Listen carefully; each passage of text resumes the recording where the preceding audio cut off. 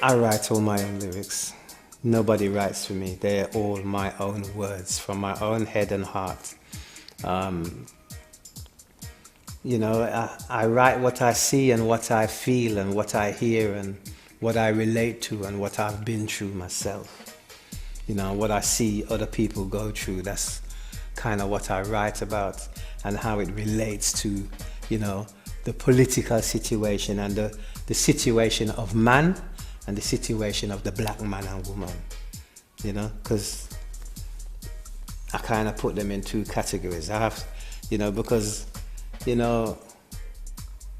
my opinion, not everybody might not think so, but in my personal opinion, for me, the black man and woman is the most underrepresented people in various avenues, of life, basically. Not because we're not any good, but because the powers that be decide, that, or they make it harder for you to get where you want to go. And all you want to do is be a good this or a good that. You understand? But, some people, what can I say? Have ulterior motives and, other reasons. Take for instance, I give you an example. This man is with the ancestors now, but his name is Dr. Yousef Ben-Jochannan. They call him Dr. Ben for short. And he was one of our heavyweight historians, and he didn't mince words. He talked the truth straight, and he burst many people's bubble, many.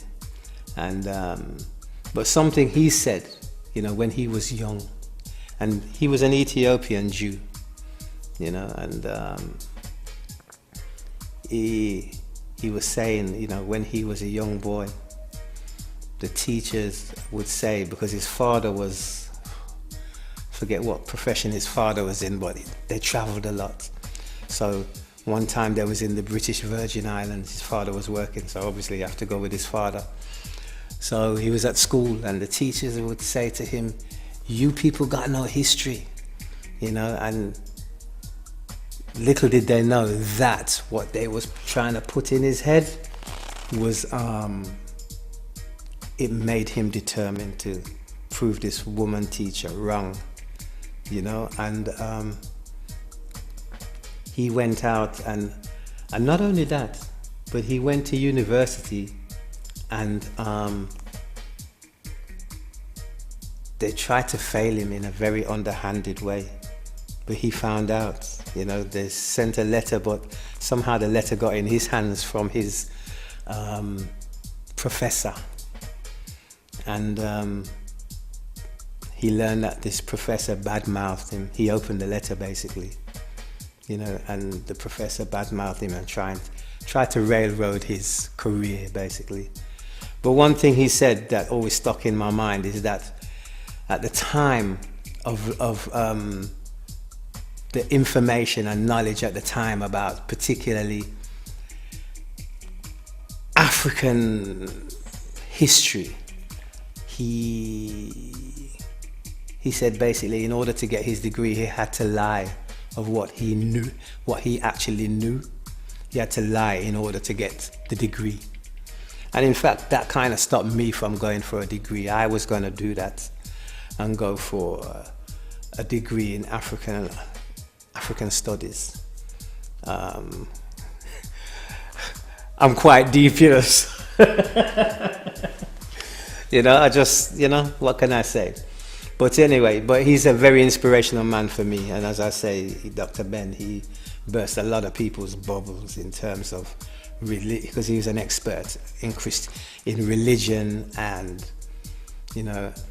African archaeology. He was one of the heavyweights. He wrote plenty books and many people, they quote his research because it's so deep, vast and totally on point and contrary to what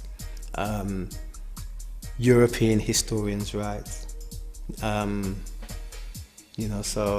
That's kind of forms a big basis of my life because I'm very much deep into African history and Nile Valley civilizations. So like, in fact, one of my tracks is called Africa, you know, and it you know, it's basically telling people, you know, that Africa was, you know, it was where the first men walked. It was where, you know, the first spoken word was spoke. You know, so much different things, you know, the concept of time, many things, you know, religion, science, you know, astronomy, astrology even, the charting of the planets. It all comes from Africa, the Nile Valley, you know, and there's proof there. One thing Dr. Ben used to say, come up and check it.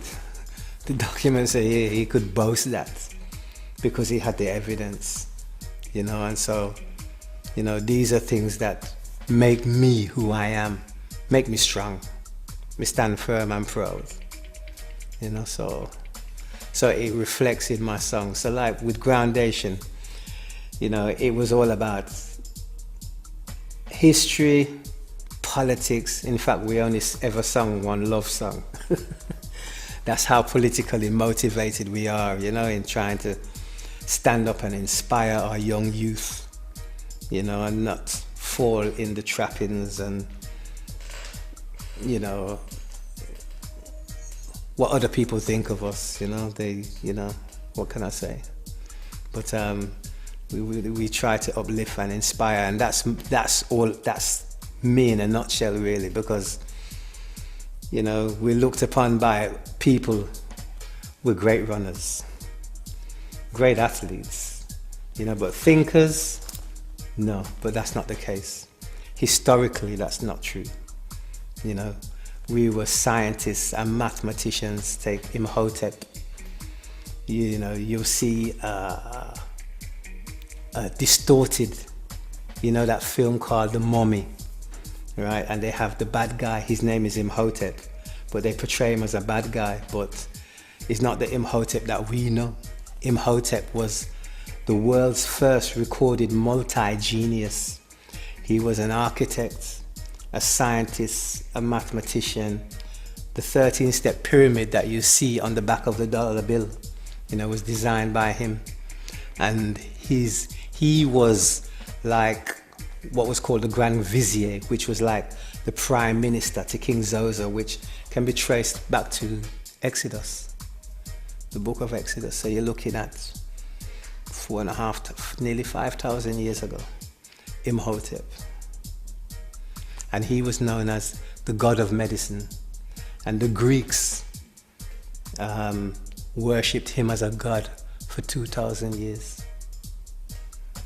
Yeah, so Hippocrates, who was the Greeks' man for medicine, learned everything from him.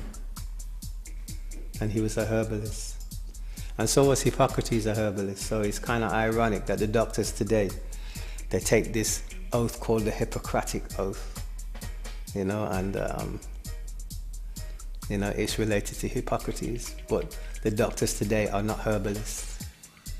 They make synthetic and toxic medicine, not herbal medicine.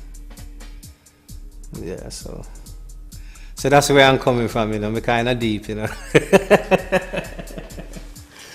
So my music reflects, you know, some of those aspects. That's where I'm coming from, you know, and, you know, concerning like poverty and sufferation. So I have another song called Someday, and that's speaking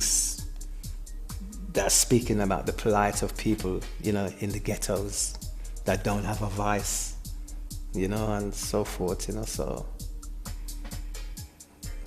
I mean that.